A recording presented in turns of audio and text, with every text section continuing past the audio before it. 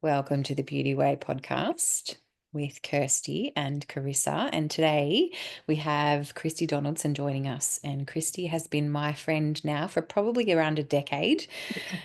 She first came on Goodness. a retreat that I was running, and since then has just opened and opened and opened. And Mm. so I'm really excited to share her with you today because I'm sure she's got lots of wisdom to share with us. I just wanted to share with you, our listeners, that she's a psychic development coach now, and she is also a spiritual awakening mentor and helps others reconnect with their intuition and awaken their gifts. And having witnessed Kristy do that for herself many years ago, I know that those who work with her would receive so many beautiful gifts in those sessions. And so she works with embodied practices and oracle work and energy healing, and she really helps people to tune into their soul's knowing. Mm. And I haven't seen Kristy physically for quite some time, but I know from witnessing her journey over the last couple of years, it has been really transformational. And I'm Mm. excited to talk about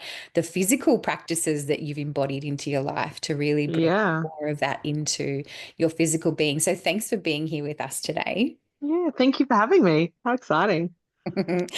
So I wanted the first question that's coming through is, um, you've been on such an incredible journey over the last couple of years, and Mm. the piece that's coming through is your walk, the pilgrimage Yeah. that you went on with the Camino. I'd love you to share what really spurred you to go on that journey and Mm. what it's brought forth since then. So let's start there. Yeah. Okay. That sounds really juicy. All right. So I would use the word radically transformative in the last 2 years. I had a relationship breakdown from a huge betrayal and a complete shatter of reality, what I thought was shattered then. And I realized after that that I'd completely lost myself in this relationship. And I had no freaking idea who I was. Like, I thought I did, but in that moment, I was in a really dark moment. I was like, I actually have no idea who I am. I have no idea where I'm going. You know, I I literally saw a book of my future. When we're with someone, it's like, even though the future isn't planned, you still have an idea and a vision of what that looks like. And all of a sudden, all of the books on my page were blank, which in the moment was really scary. Later on, I realized how exciting that was because I got to create what I wanted moving forward. And I remember there was this time, in this moment that I was sitting on Burley Hill. I was doing I was doing a breath work practice. I actually videoed. I was doing 30 breaths in 30 days, and I had this moment. I actually captured this moment on camera, and I was doing the breath work, and I just become really overcome with emotion, and I felt this energy behind me. And for a moment, I was like, is this my, I was like, whose energy is this? And I was like, that's not familiar. And I was like, is this my spirit teams? It's like, it wasn't my spirit teams. And the voices that came through was like, we are future versions of you. And they leaned into me in that moment. And all I heard them do was whisper in my ear and say, you just need to pull through.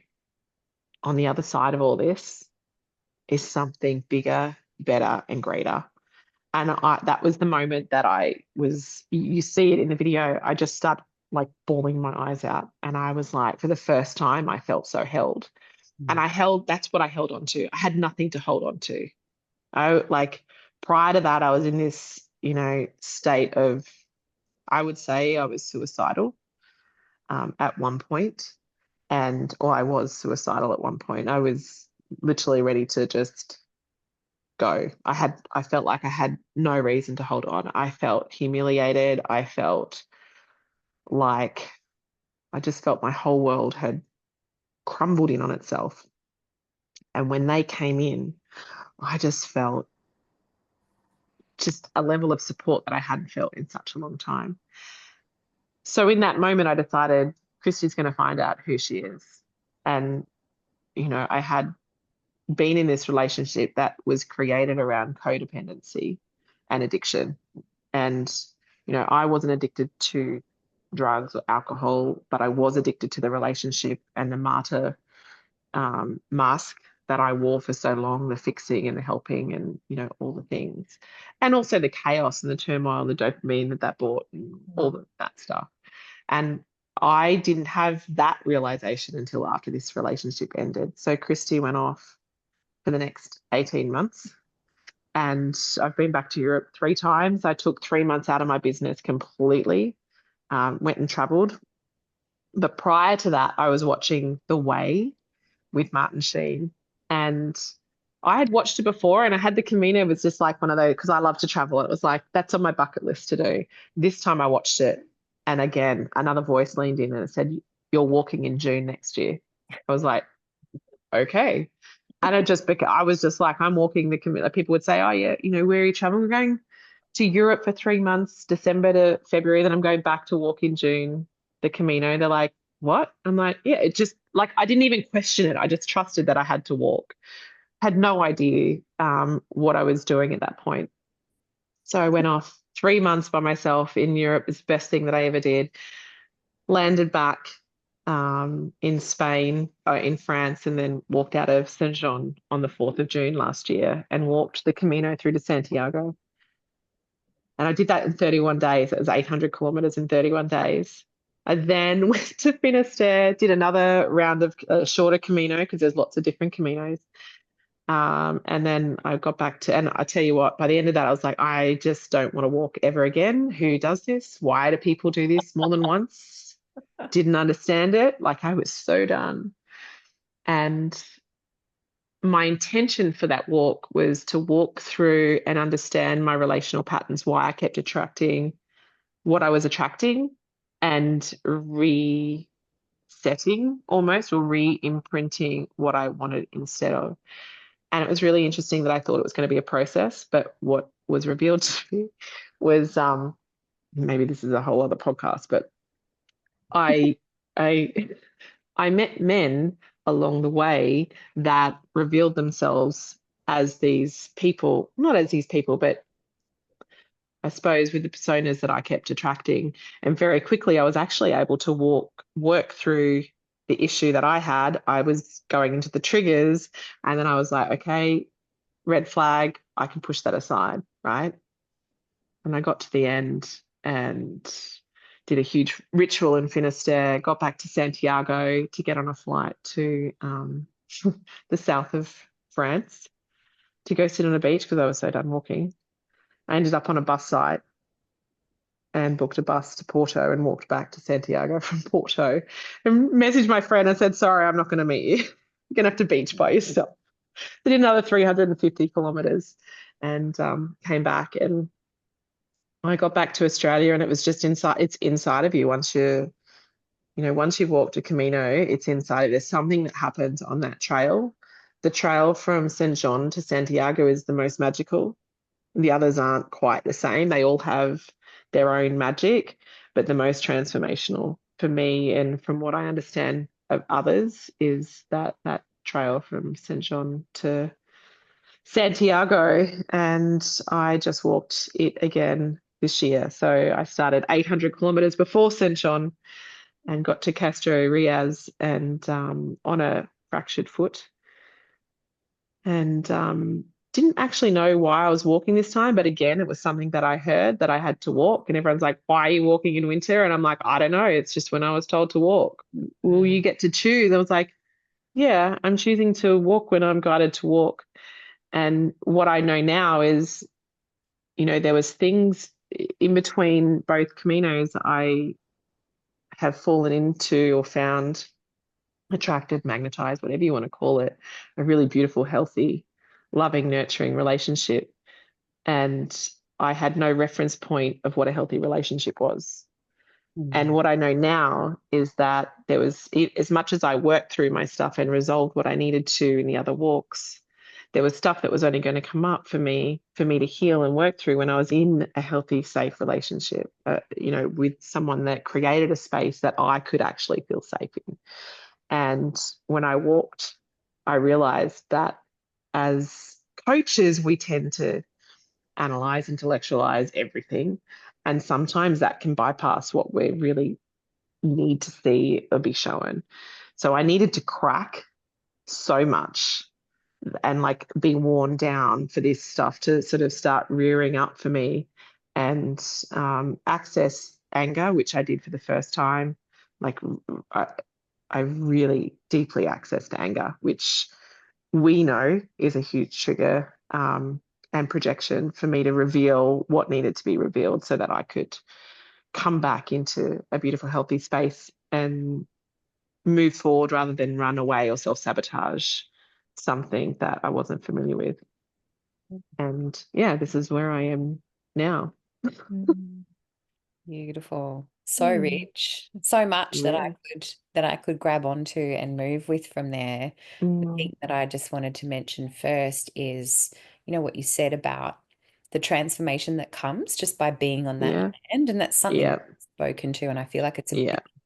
it's a big theme in our podcast Hmm. season is the songs of the land, and connecting to the songs of the land, connecting our song to the song of the land, and really letting ourselves attune to that and resonate with that Hmm. to create the healing that is just will just come when we do that, Mm, creates the transformation. And so relevant yeah. since, I went to Egypt last year, and Carissa's just got back from Egypt and is still integrating. And, Mm, there is this, you also spoke to how we analyze things, and these experiences, as you've also spoken to, it's about being in the body. It's not about totally. mind cannot understand what we experience in these places, and there's this Yeah. story that comes when we truly just devote ourselves to, okay, this is what I've been shown and this is where I'm Mm, supposed to go. yeah. Absolutely. Yeah, thank you for sharing that little piece. And Mm, and being on this path, like I can feel the devotion that you have given to yourself. yeah. A It, total devotion. yeah, Total devotion. Like to be with this, this was the other piece. People were like, who are you walking with? Like, is it a group? No, I'm walking by myself. I walk by myself. mm, Like and they're like, what, in a country that you don't know? People can't, understand that you would do this. A lot of people walk this walk, and you do walk alone, but you're not alone on the path. I mean, I was in France. I didn't see anyone for 5, 6, 7 days at a time. And, towns were shut down. I had to carry my own food and all the things. But, when I got to Spain, that shifted and changed. And I think the energy shifts and changes as we need it. And each time it was medicine, right? So one, I learned to be okay in my own energy. I got to be with myself. But as you meet people, the question on the path is, where did you start? And the next question is, what are you walking for? Because everyone walks for a reason. So when you're on a path with more people that are asking this question over and over again, like last year, I walked in a very busy time. Like that conversation was had, sometimes 10, 20 times a day. So every time you hear that story, I will guarantee you never finish the Camino the same person who started. And every time you tell that story, it shifts and changes something inside of you. It's like it brings another awareness, and you hear someone else's story, someone else is sharing as you hold, people just hold space for it. People are mm, like, okay, thanks for sharing. There's mm, no need for anyone to fix anyone on the path. Quite often in society, we sit and have coffee with people and we share our woes and, where we're at in life, and people have, they want to have input. That path feels like there's this underlying intention that the ground is holding, that the earth is holding, that pathway is holding, that it's healing. And mm, each person that walks that path, especially from St. John to Santiago, it's that I mentioned before, that it just had that different essence about it. Like it's a transformational path, deeply transformative. The earth holds that energy. mm. Mm, it's beautiful. Mm. There's so many things that I wanted to grab on from the first part, and then you've shared this part, and I'm like, oh, what were they again? I I feel really resonant with a lot of what you're sharing because of the current space that I'm in, which is that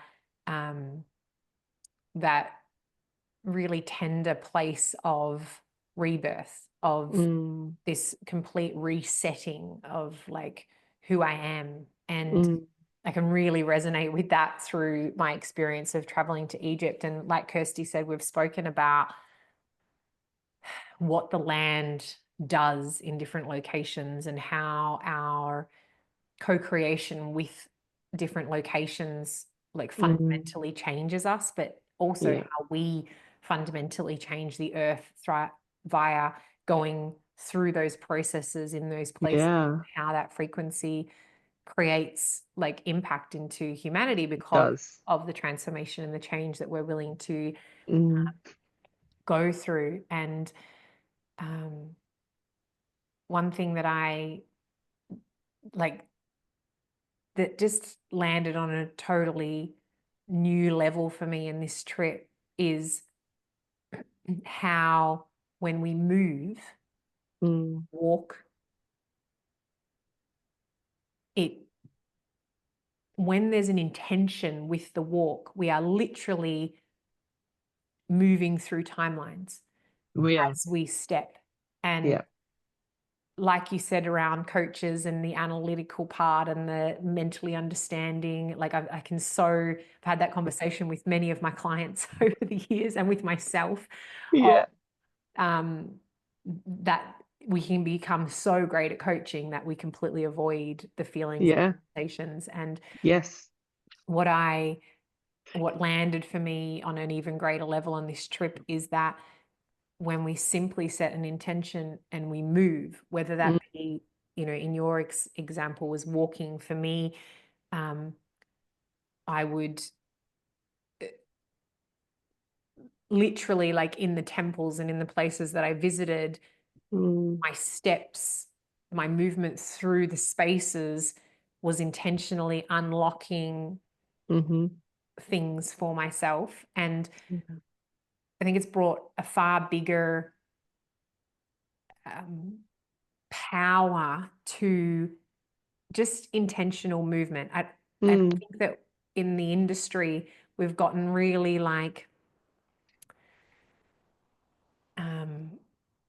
there's just a lot of emphasis on it has to be like this, or you have to move like that, or you have to do this practice or that practice or this breath work or that. Da, da, da, da, da, da, da, da, da. And those things are really beautiful and really powerful for different stages, different places. But the simplicity of walking, or the simplicity of visiting, or the simplicity of, I mean, you don't even have to go anywhere. I could literally just go to the beach where I live, right? The beach, it doesn't have to be this big pilgrimage. But the pilgrimages, what I notice is that we bring more intention than what we would if I was going to walk to the beach. And I think that's what makes it so much more powerful than I walk to the beach down the street that I do every day, Definitely.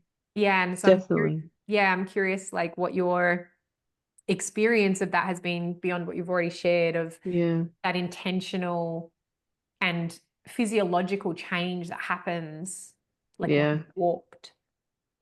I love that question. So what that was bringing me back to was last year when I was on the first walk. I couldn't even say at what point this was. I'd say it was probably after the halfway mark that I noticed I had this sense of calmness inside of my body, like internally, like in my inner core. And I was like, oh, that feels really nice. What's that? And I realized that, and this is, I was watching my feet, I had my head down, I was watching my feet just plod along. Sometimes I'm with nature and other times I'm literally, when you're in pain walking, like it's just like, I just need to get the next foot in front of the other one. But I realized that for the first time in my life, I didn't have anyone pulling me this way or this way or this way or this way. I didn't have any meetings. I didn't have to be anywhere. I didn't have to turn up for anyone. No one needed me, right? No one. It was just me for the first time, and me doing what I wanted to do. And the feeling of that was the most amount of freedom. Like that to me felt like freedom. And as women, I think we birth children into the world. We get married, or we have a job, or we have a business. There's always like these pulls, right? It's never just us. And while you walk for a long amount of time, like it's not just a walk down the street. Like this was, over a month. I was walking all up. Last year I walked for 55 days. 55 days of just me. It's the best freaking thing in the world, right? That is what like you get addicted to. But also, on that particular, on the pilgrimage, you can choose to stay in hotels if you want, but there's albergues in Spain. They're called gîtes in France, and they're basically, it's a hostel for pilgrims. So, the one thing that I learned was living simplistically. I just had my backpack on my back. Like what was in my pack, what I thought that I couldn't live without. Trust me, my pack was halved by, I don't know, by the time I think I got to Leon, I'd already sent, two lots of plastic bags onto Santiago, because you realize you're carrying all this stuff, right? But then you're staying in hostels, and sometimes there'd be like one PowerPoint in a wall near a door, and you wouldn't have access to power next to your bed, right? And then other times you'd get in and you would have, you would have a PowerPoint next to your bed, or you'd have like a station that you could actually charge your phone. And, then if you've got no privacy, you're sharing, there's men and women in these places, there's people snoring. You go to the shower, like it's like being back at school again. And sometimes you'd turn up and there'd be a curtain on your wall, so you could actually, like, I would just go shut off from the world, like pull my I just have like a really thin sleep sack. I pull that up over my head. And I remember when I left Santiago on my way to Finisterre, I think it was the second day into that part of the journey, the leg.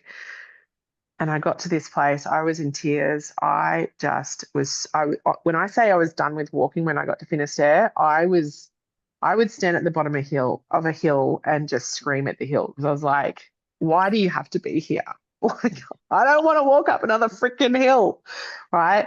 My feet, I had blisters on my feet that only healed like 2 months before I left on this journey. They were really bad. So I was literally walking in pain every single day, I was choosing to walk in pain every single day, which is part of the pilgrimage, right? It's part of our cracking and our opening. And I got to this albergue, and she took me in, and on my bed was a doona. Like, I'm like 30 something days in. I actually cried. I got on the bed and I pulled the doona up over my head, and I'm like, oh my God, like so good right now. It was the best feeling in the world. So I appreciate so much more in life now. I don't need all the material things. Like, I lost everything. I really lost everything when my marriage ended the first time. The second time it ended, I lost a whole world of other stuff. And now I don't have a need for anything. Like literally it, again, that's another freeing part. But this is the walk, the part of the healing that clearly I needed and a lot of other people get. And you were talking before about the music and the song of the land holding the intention. When I was walking from Porto to Santiago, it's a completely different feeling, right? There was family groups, there was groups of people. When you get to Sarria, so on the journey from St. John to Santiago, 100 kilometers before Santiago is a place called Sarria. So if you walk from Sarria, Santiago, you get your Compostela. But so do we when we walk from St. John, we do 800 kilometers, right? But the people that get to Sarria, that is their journey. That's what they're there for. And there's this kind of feel that they're just there ticking a box. And that's fine. That's what their journey is in this lifetime, right? But the energy is like really hyped and really like you can tell they haven't been walking for a month. They're like just about to start. It's kind of like this big shift in in energy. But when I was walking from Porto to Santiago, I was questioning what's different about this. And it comes back to intention. And in my teachings, the one thing I teach my students is if you have nothing but intention, intention is all you need, right? It's giving the energy direction and feeling. And people that walk from St. John to Santiago, and they do from other places, but predominantly this particular path, people are walking with something heavy on their heart that they're wanting to transmute, something they want to walk through, something they want to release. So in a sense, if we look at that on a grander scale, it's healing. It's what they're searching for. So each and every one of these people are walking with that intention, and the land holds the energy of the healing, which to me is why that is more of a transformative, like energetically transformative path than the others. And it's so powerful. It comes back to creation is healing. That walking and that movement and that intention is creation. And Absolutely. it's healing. It's not sitting there attempting to analyze and determine and figure it out. It's actually just walking the path and discovering as we go. And I love the all the concepts that you're speaking to about this willingness to experience the pain, not for experiencing pain's sake, but to expand into and beyond and through pain to the other side, what it actually brings. And then to sit in gratitude for having been able to feel that depth of the experience. And when you're talking about the doona, I remembered it when I was on Vipassana most recently, and I was staying in a tent, and because I was told, same as you, I got this direction, like, you've got to do Vipassana next week because there was a course starting. And I was like, okay, it was booked out, but I rang them and I said, can I do this? And they're like, the course is booked out, but if you bring a tent, you can do it. And I was like, all right, I've got a tent, I'm going to do it. And so I went and I did this 10-day Vipassana. And it was the second time that I'd done it. And instead of walking in Vipassana, we're sitting in silence without movement, being with the pain. So it's a similar concept, but it's the opposite, like it's being in stillness. And it was raining a lot of the time. There was big storms. And on the third day, there was this huge storm whilst we were in meditation. And I went back to my tent afterwards. And, my joy every day was just having a hot shower. And got back to my tent, and everything was just saturated, including my towel for have a shower with. And I was like, oh, felt the disappointment. And I was like, all right, I guess I'm not going to have a shower today. And my intention whilst I was there was to every single day show myself, receive the truth of how supported I truly am. And I knew that, okay, I'm not going to have a shower because I haven't got a towel. That's going to bring medicine for me, even though I don't know what it is. So then I went back to the next session, and the course manager came up to me before we went in. And she came up and she said, were you okay in the storm? And I said, yeah. But, and it was big for me to say this because I was actually asking for support without really knowing that I was asking for support. I said, yeah, but my towel got really wet. And she looked at me and she said, would you like me to give you a fresh one? And in that moment, it was like the most amazing thing that I could ever receive, because then I was go and have a hot shower and I had a warm, dry towel, and I was so incredibly grateful for it. And those experiences only come when we let ourselves, when we stop of the pain that we think is going to come if we step out of our comfort zone. Absolutely. And so, like, all those, I'm imagining that you had so many of those moments on the I did. And there's one there's this, you're talking about support, and I want to share with you. When I said I got to Finisterre, I was there for 5 days because I was wanting to do this ritual. It was a release ritual, and I walked into fog. Like, I literally, like, all the photos of Finisterre that if you know the Camino, there's this beautiful lighthouse at Finisterre with like views out to the ocean as far as you could see. I couldn't even see the lighthouse when I got there. Like my photo's a cloud. Like that's it. Like nothing. No blue sky, no blue ocean. And I was like, I was dogged. So I was like, I'm just going to stay here until this fog lifts. And the fog didn't lift until I shifted my perspective on the release ritual. I was like, well, I'm not going to throw my ring into the ocean. And the second I said that, I'm not joking, the sun shone straight into my eyes. And I was like, okay, so you could have just told me not to do that earlier. Like I had to go through the whole process of releasing the attachment to particular that particular ritual. So I did another ritual, and the following day I went down to catch the bus. And when I was at my hotel, I put my backpack on. And, you know, when you have a backpack, there's like, you've got your clip my hips up, and I clip my chest clip. And then I like pull the straps down here and pull the straps here. And I was like, something happened when I did all that. I was like, oh, that feels really beautiful. I was like, I feel really held right now. And I actually, my backpack was with me the whole entire time. And, you know, from when I started, what I thought I needed, I realized there was all this stuff that I was carrying that I didn't need to carry. And I got rid of that along the way. And what was left was there. It was mine, like just mine. What I realized in that moment was the way that my backpack held me was exactly how I wanted a man to hold me and support me in life. And that in that instant was non-negotiable. And unless this man, if there's a man that comes into my life, unless he holds me the way my backpack does, it's like not all the other stuff. Like I've got other non-negotiables, but that was like a do or die. That's like done. And I can say that this new man in my life holds me like my backpack does, supports me, like everything. And, you know, to me in that moment, I felt like there was that was like an imprinting. And another lesson like that came from the Camino. I didn't know what it was like to be held and supported in a beautiful, safe, loving, caring way. And the second that I realized that, I then allowed that into my life because I had a reference point for it. Yeah. I don't know if that was the same sort of.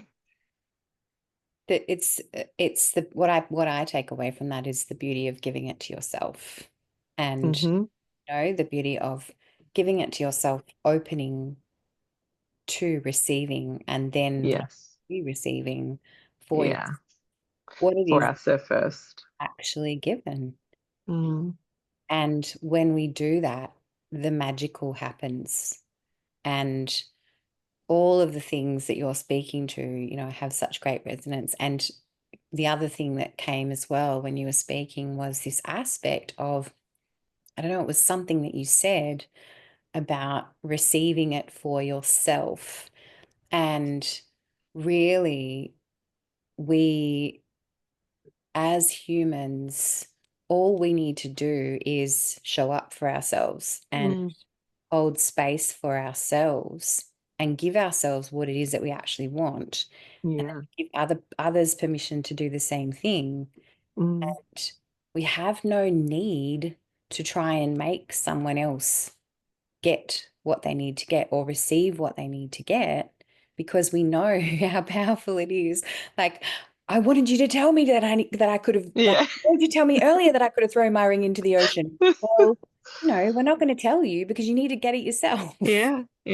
Yeah. What I also learned, what I know now, is my ring has gone, and I did do a ritual when I finished this round, and I thought I needed to do it in Finisterre, but there was still pieces that I hadn't fully let go of, and it wasn't time for that release. So when I got to Paris, I stood in the exact spot that I got married in and did a huge release that might have involved a little drop of my own blood, a rock, a burning of a letter to said person and myself, and a releasing of everything, and then my eternity ring going into the river, just to sort of help. So to me, that was the release of everything, but also the calmness and the subtle release energetically release, with the water sort of eroding that away rather than being a complete hard sever.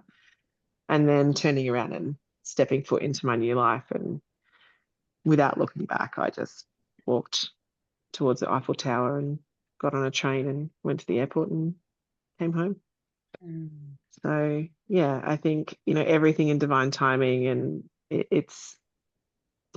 I think, you know, I teach people to listen to that intuition, and I had so many intuitive moments that I ignored, and there's been like this big rebuild up of trust of my intuition again. Like, and it's not so much the intuition, it was trusting myself to listen to the intuition.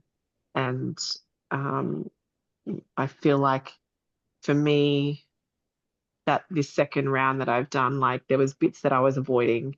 So I had a fractured foot on this round of Camino. I fell over quite a few times on descents on ice and down on snow and stuff like that. And again, I was alone. So even when I fell, I wasn't too badly injured, but they were stress fractures. So over time of walking, that got worse and worse and worse. But I kept walking because it was taking the pain away of other stuff that was coming up. That I knew that I was walking around trust, and I knew that there was pieces that I hadn't seen. But when I started seeing some pieces, I did not want to face them, and I was using the pain in my foot to avoid the pain in my heart and my body. And when I realized this, and when I started to accept, and when I started having really massive realizations, I was able to just let go of the attachment of where I was headed, and finishing, like it was like, I'm meant to be walking 1,600 kilometers. I've only done about 800 this time around. And, you know, all of that. And it was like, you know, my partner said to me, Kristy, you didn't go to walk 1,600 kilometers. You said you didn't know why you were walking, but you were there for a reason. Have you got and I got exactly what I needed. And I came home when I got that. So yeah, it was the land, it was the walk, it was the, you know, the process, the time I gifted myself, you know, putting myself in a place where I couldn't avoid, even though I found avoidance inside of all that. You know, as someone that's not an avoidant usually, I didn't even see that I was avoiding that. So yeah, it was beautiful and healing in so many different ways. Yeah. Oh, I can feel such depth in it. Yeah. I wanted to also just speak to what you said about the little ritual that you did, and what I felt when you spoke that, and this was something that was really prevalent for me when we were in Egypt as well, is that the energy exchange with the land. So the song that was created at that point in time, that's what I felt. My intention was, what you were doing was you were shifting, and you spoke to this before, Carissa, like when we're walking the land, we're literally walking through timelines, and it's imprinting the land. What I felt when you spoke of the little ritual that you did was imprinting the land with the new song, and therefore releasing the old in through all space and time.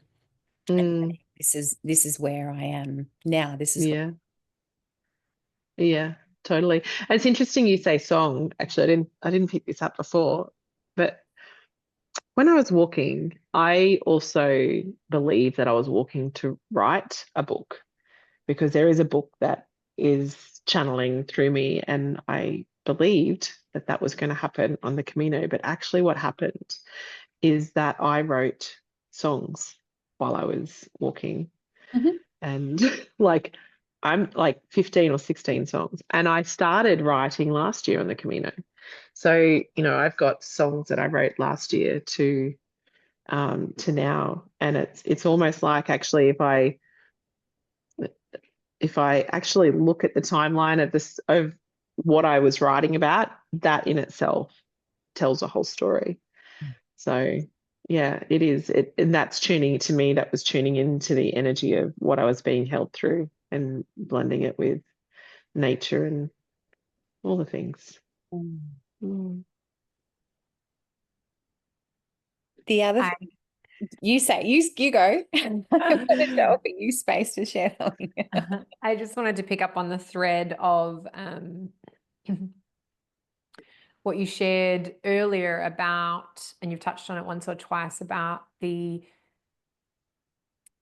experience that you had of the unfamiliarity of a safe and healthy relationship. And I'm sure that you can attest to this, but what I have seen, and many people can touch into this, is that new, safer, healthier version of relationship can feel so foreign and so unsafe because it's not what's normal to us. Yes, that's exactly what it felt like. And I think that it's something that is, I think, one of the most challenging places for people to stay, because when it's so unconscious, because we're talking about what we want and we map it out and we think, you know, all these things, and then when we're in the face of it, like you said, it has this way of giving us an opportunity to face all the pieces that we hadn't faced before, because those environments had not been the conduit for those pieces to come to light. And I think that in those times it's funny because I feel like we put so much emphasis into our like healing of the trauma or the pain or the things that have happened, right? We go and see someone, or we go on a pilgrimage, or we you know, have a psychologist or a healer or whatever it is. And there's so much focus on those traumatic experiences that had us be in the situations that we've been in, which were the unhealthy relationships and the bonds and all the things. And yet when we find something that is the healthier version, we don't often seek the same level of support in order to stay. And it's so funny because it's such a paradox of like this thing that we want and this thing that is so petrifying because it touches on all those places that were never touched on before or that were never met before. And I love that, you know, your next journey, that you took that in with you, because it's so easy to leave. It's so easy to, you know, accidentally go back. And even if it's not back as in like it's the same as what it was before, there's those threads, you know, that you mentioned that you met in all of those people that you got to, you know, unravel. And I really feel like it's such a big part of the human condition that for those that are willing to, you know, do what you did as an example, or, you know, what many other people have done in many different ways, to anchor the newness and to like settle into the new reality and not have that really raw place of like not knowing who I am or where I stand in the face of all this be something that draws us away from it, but instead we stay and we stay and we stay and we stay. And I think when we've had historically sort of more I was going to say like immature versions of those like types of relationships that we want, it can be super easy to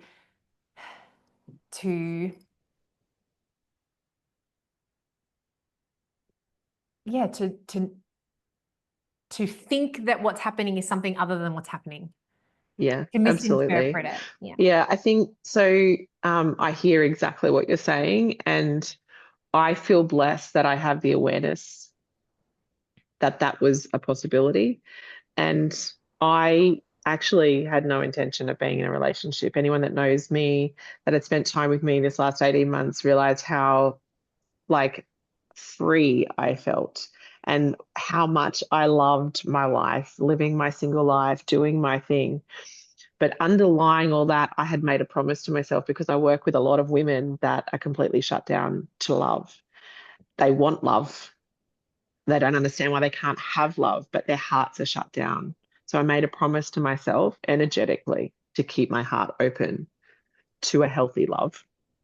And that I made a promise to myself that if love found its way to me and it felt good, healthy, nourishing, that I would be open to that and I would explore that. That was like an undercurrent. It was a promise I made to myself, because I knew that if I kept living in this light of, I love being single and this is my life and I don't need a man, that would become my story forever. And I didn't want that.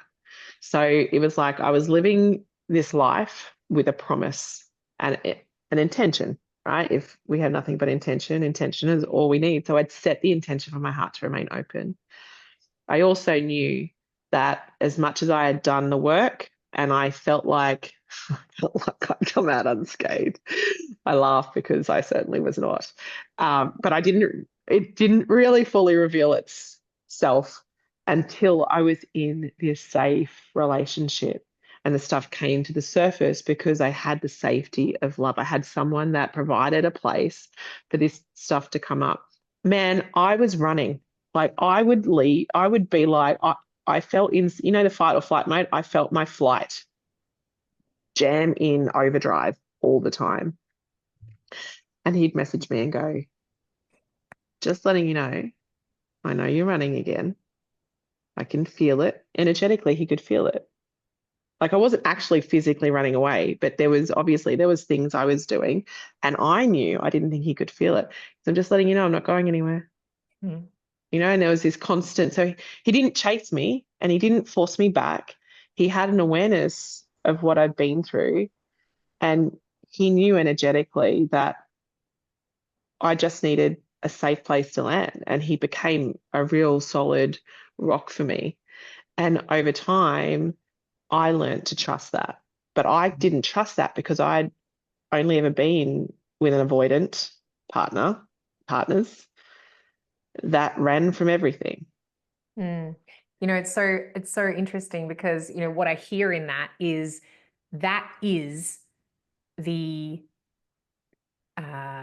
what's the word?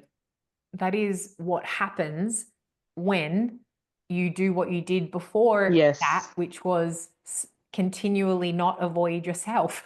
That's right. And that first walk, or that first part of the 18 months that you speak of, and that willingness to keep meeting yourself, and in your experience that looked like the walk, the safety that so many people are looking for externally can only be cultivated through the safety that we can locate within ourselves. Absolutely. And your willingness to keep meeting yourself in your walk, in all of the gritty, sticky, icky places that were coming up to the surface. And that's what makes the reality reflect that back to you in absolutely human. And I think anybody who is, like you said, telling the story, in your case, it was like, I don't want to tell the story forever that I'm loving single life and whatever. Yeah. But the people that are telling the story that they want this from someone else. Yeah. I feel like hearing this story and recognizing that the only place that we can get that is from within, and then our reality will reflect it. That's exactly right. Really is something that a lot of people miss. And I think it's one of the fundamental important things that we get when we get awareness. The greater we understand this, the more our reality can shift. All of a sudden, we have so much more self-responsibility for our own existence and for our absolutely. But for anyone who's listening who recognizes their story of wanting to get this from elsewhere, like, this is what it takes. It does. Today I had this conversation. I've actually had this conversation twice today. And I've had two women separately say to me, I don't understand why I can't find a relationship with depth.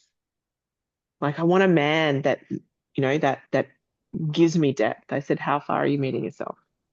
You will only attract in a man that will go as deep as you're willing to go inside yourself. Then that's reflected back to you in the depth of the person that finds their way to you. It's so important that we meet ourselves in these spaces. Before I decided to end the last Camino, when I got to Castro Giraz, I shared my journey as I was walking on Facebook, and I kept talking about this void. I kept feeling this void inside of me, and it was just something I just want it gone. Like, I want this voice gone in my head, which is, there was I have this beautiful man in my life that just supports me in the most beautiful way, and then this voice comes in, and it's like, for 18 years, you thought that this was true.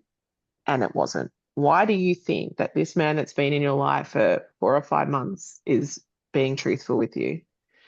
And I was like, this was what brought my rage up, right? And I'd be like, oh my God, I just want this voice to shut up. I got so angry with it. I got so angry with my ex because I was like, I have this man, and now I feel like he is having to hold stuff that he didn't create, which is not fair for him, which brought up more rage inside of me. So here I am trying to get this stuff out of me. And I'm like, I just felt like, you know what it felt like?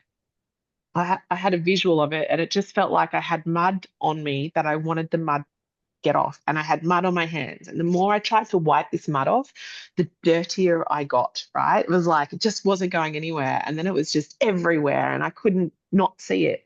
I was just like, I just want it gone. And it wasn't until I realized it was a piece of myself that I was trying to push away that I needed to accept. And I tell you, it took me like, it probably took me a week. And when I say a week, that mightn't sound like long, but when you're in it for a week walking and that's all you're dealing with each and every day, that's like, think about going to a coach or a counselor. You're probably talking a year or two, the work in a week in that transformative space.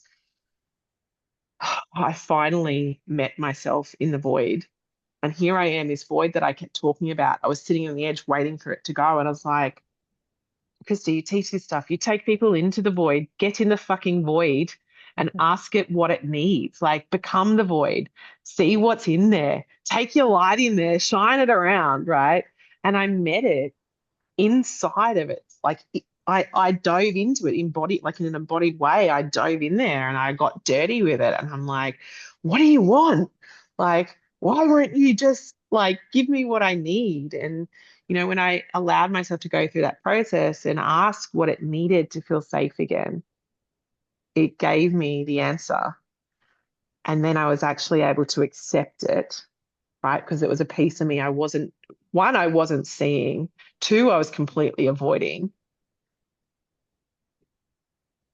And then I was able to accept it and integrate it in. And that's when the big shifts, that's when the really big shifts came.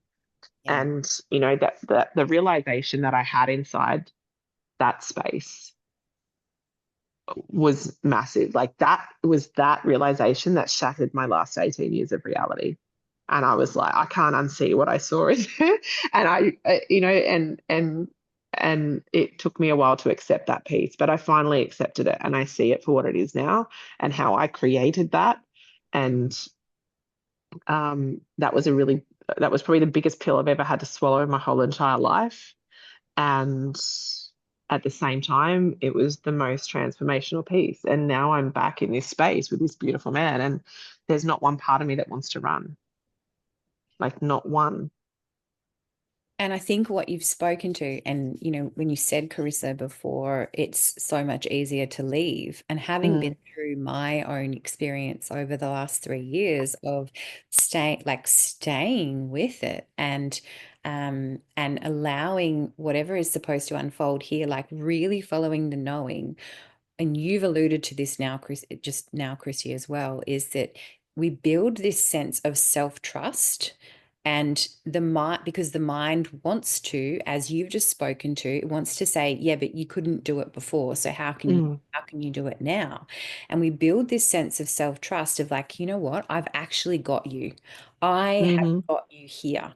And because I've got you, you're safe. And no matter what happens, you're going to be able to do this because, and if we continue to avoid it, it is easier to leave because we don't have to co-create with anyone else. We get to do it with ourselves and we get to like skirt around the edges where it gets challenging because we don't have to go into what that person is reflecting to us. Yeah. But when we actually choose to stay with it and we choose to go into the void, that's when the magic happens and it unfolds. And we get to truly see ourselves and we build this sense of self-trust that's like, oh, okay, now I can truly go to the next level and fully live what I actually came here for. Yeah, absolutely. You know, and I'm at the point where I don't feel like I'm going to lose myself in this relationship. I feel like I can immerse myself in it and enjoy it and relish in it and nurture it. And, you know, there's so much to receive the devotion. Like, you know, there's this beautiful sense of, you know, you think of the infinity loop, right? It's like we both devote so much love into each other that it's like this infinite reciprocal loop that feeds into itself between both of us. It's the most magical thing I've ever experienced in my life. But someone asked me the other day, could you leave? And I said, you know what, if the time came and I had to leave, if it was like my needs aren't being met and, you know, lines are being crossed and these red flags are coming up, yes, I could leave. I don't feel like I would be in that, you know, the codependent state where, you know, there was wounds being, I've gone through so much, I've healed so much, and I could walk away if I needed to. I don't believe I would have to, like, but if I needed to, I would. I trust that I would be able to remove myself from a situation if I needed to, which before I didn't for so long. And that's the lack of trust that I had in myself. It wasn't that I didn't trust him or anyone else. It was the fact that I didn't trust that I would not see the or that I would see the red flags and I would take myself out of a situation if I needed to. So yeah, turnarounds. I love the connection between this conversation, the conversation we had with Nick on our last podcast, you know, the aspects of relating, and the last piece that I just wanted to bring in there from what you just said was that the aspect of codependency is that we're attempting to avoid the difficult feelings. So, you know, when we come into this space of interdependency in a relationship, we're actually letting ourselves go into the difficult feelings if necessary. And, you know, like even as a society, we so try and avoid grief. And I know for me, like if I chose to leave my relationship, yes, I would be sad and I would grieve and I have grieved many versions of my past relationship. But I'm no longer afraid to step out because I trust myself implicitly. And if that's what's necessary, then that's right. what happens. But I'm not. So it's so much easier to just go it alone. That's not what I came here for. And no, me so neither. I just wanted to bring in that little extra piece about, you know, truly feeling, and we did talk to this in our last podcast with Nick as well. It's like feeling the challenging emotions and not being afraid to go there. I think, there's I love what you say about that and the trust. The other piece inside of that is, and it's just brought up a conversation that we have had around feelings and emotions and trusting trusting that the other is capable of handling anything that's shared, as long as it comes from, you know, a beautiful heartfelt space, not to hold. So we have some, or we already have non-negotiables like transparency and truth, are both values that we actually both hold very highly. So one of the rules is that if we feel like we need to share something with the other, that we trust that the other will be able to manage their own emotions around that. Because for so many years, both of us were in relationships where we had to walk, well, we didn't have to, we chose to walk on eggshells to manage other people's emotions, from not going into a reactive state. And that, like, there's just such a beautiful understanding when you can have that open, honest communication and have that level of trust, again, shifts everything and the dynamic. And yeah, it's just beautiful. The trust, there's, like, we're talking about trust, and there's like lots of different ways that we're seeing it here, but they're all so important in relating. Yeah, and I again, that piece of like you building your self-trust to continually listen to the parts, like to listen and take action on things that your intuition are telling you. Like, again, it's what builds the capacity for trust in relationship. Like, Yeah. literally just this morning, I was having a conversation with myself about something that I wanted to speak to. And I noticed myself going into, oh, if I was in that situation, I don't know how I would handle receiving that, right? And as soon as I noticed that thread, I was like, that's a me problem. Yeah. That is a total me problem.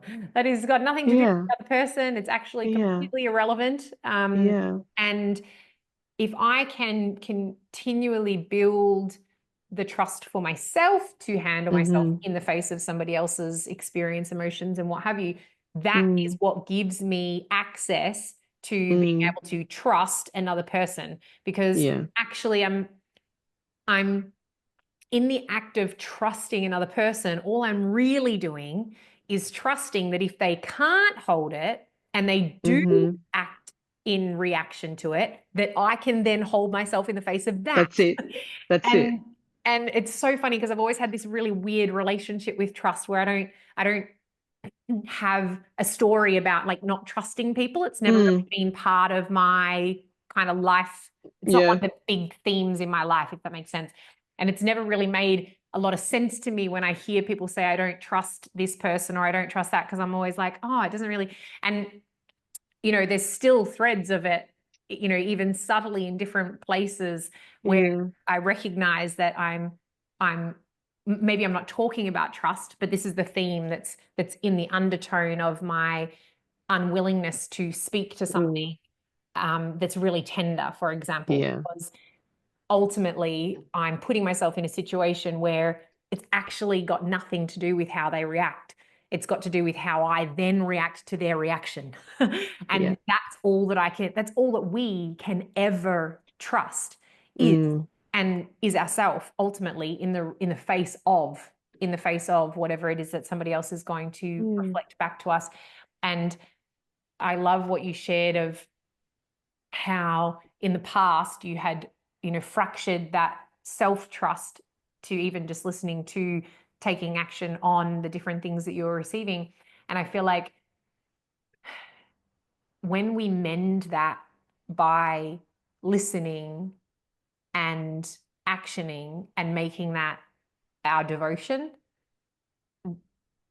all of a sudden we can trust other people. All of a sudden we're in trusting situations. All of a sudden the person that we're with is transparent, honest and clear and all the things. And it's because we're building that same muscle for ourselves. Yeah. It's such a beautiful, your story is such a beautiful example, I think, for so many people of what going to the places makes available. Because I think a lot of people have this sort of illusion that, oh, you're just lucky. It's like, no, right. I fucking walked the Camino and I did it hard. It was really, really hard. It was really hard. Yeah. Oh, how have you transformed so quickly? Are you like, you just like, I don't know. Do you hold retreats, Carissa? I don't know if you hold, I don't know if you hold retreats. Kirsty does, I do. And I know that the transformation that happens in that space is like radical and it's fast, but it's because you're working with people from like 6 o'clock in the morning until like they go to bed at 10 o'clock at night, even in a sense while they're having their meals.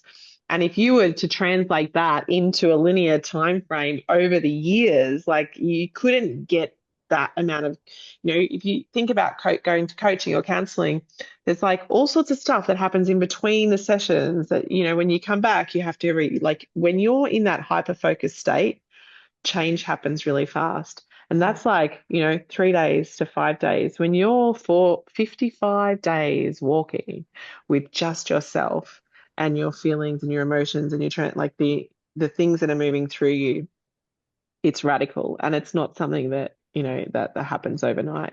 So You've just reminded me of that piece that you spoke to it before, because what you're doing in that environment is you're literally building the muscle of trusting yourself and your yes. reality. And this is what I spoke about when with Vipassana for me as well, was in the quantum, I was holding this reality and there was no reflection in the external world for me. And so it was so much easier for me to be able to hold that reality, which creates the transformation in the quantum. And Yeah. when we return to the world, which supposedly hasn't changed, we then get to see where we don't believe that we can actually hold it when we're confronted with other people. Yeah. The That's where octopus the tentacles, right? integration happens. Yeah, it does. Yeah, but the longer that we can actually hold it, and the longer we can go, the deeper that we can go when we're in that space, the more capacity we have when we return to the world to be able to move in the direction that we want to move in. So I think that's such a beautiful, like your story it's so powerful, Kristy, and I'm really glad that you came and shared it, because I know that there's going to be people that listen and that are like, you know, people won't necessarily get it entirely, but or will be like, wow, that's really amazing. It is the power of what you've spoken to, is the power of self-trust and really going into the all of the gritty parts to create the transformation. Loving our darkness. Thank you for joining us today. Yeah, you're welcome. Thank you for having me. It's been wonderful. It's been really beautiful. So I think we're complete. Yes. Beautiful. Thank you for joining us. And thank you for having me next time. Thanks, Kristy. Wonderful. It was good to have you No here. worries.